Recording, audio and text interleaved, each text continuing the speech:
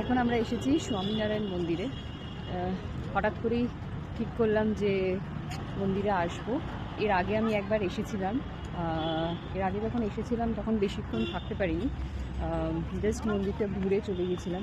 তো আজকে একটু সময় করে এসেছি যাতে একটু মন্দিরটা ভালো করে ঘুরে দেখতে পারি। তো চলো ব্লগটা তোমাদের সাথে শেয়ার করবো আমরা কী কী করছি এখানে।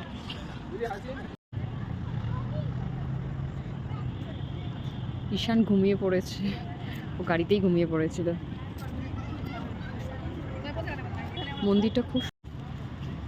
মন্দিরটা খুব সুন্দর।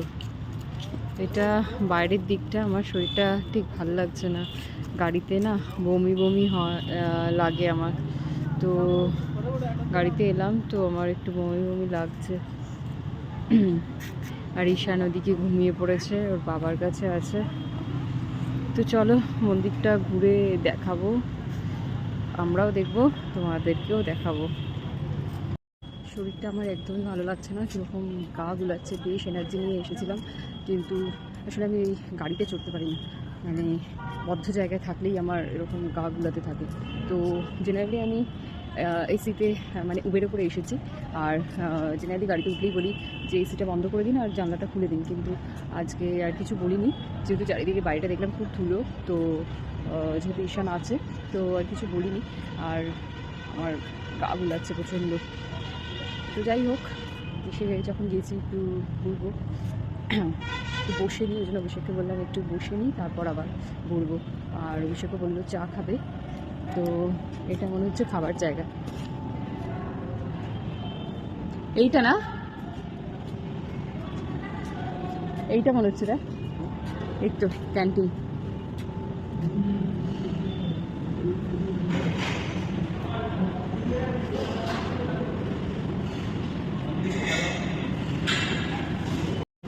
ক্যান্টিনটা অনেকটা বড়।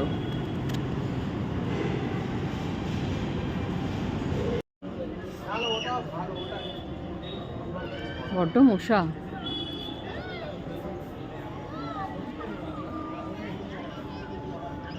এই চরে এখানে বড্ড মশা।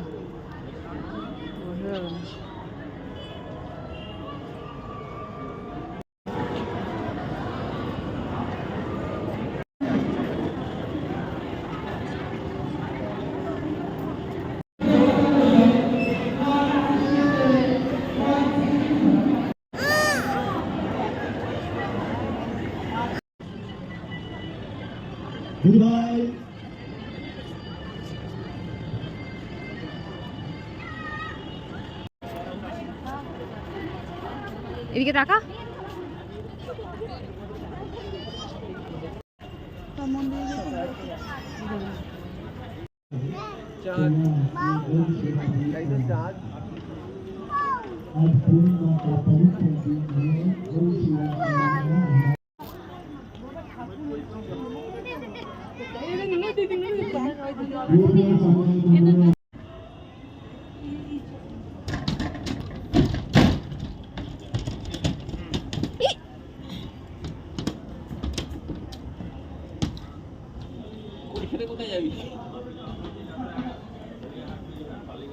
এই পোকা পোকা পোকা,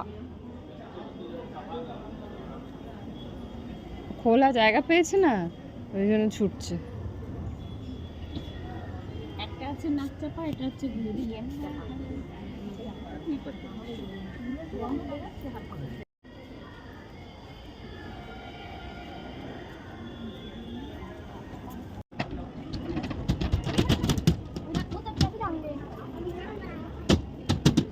মজা পেয়েছে।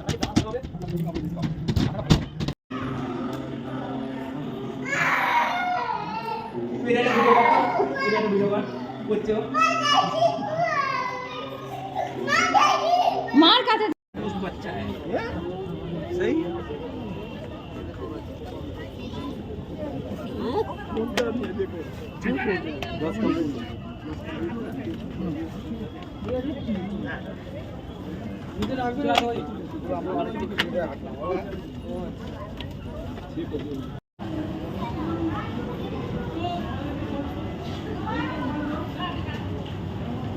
এবার চলো, যাবে না, এখানে থাকবে। হ্যাঁ চলো বাড়ি যাব, রাত হয়ে গেছে, চলো। বাড়ি যাবে না? তাহলে তুমি থাকো, আমি চলে গেলাম, টাটা। না আমি চলে যাচ্ছি, থাকো তুমি। না থাকো তুমি, তাহলে চলো।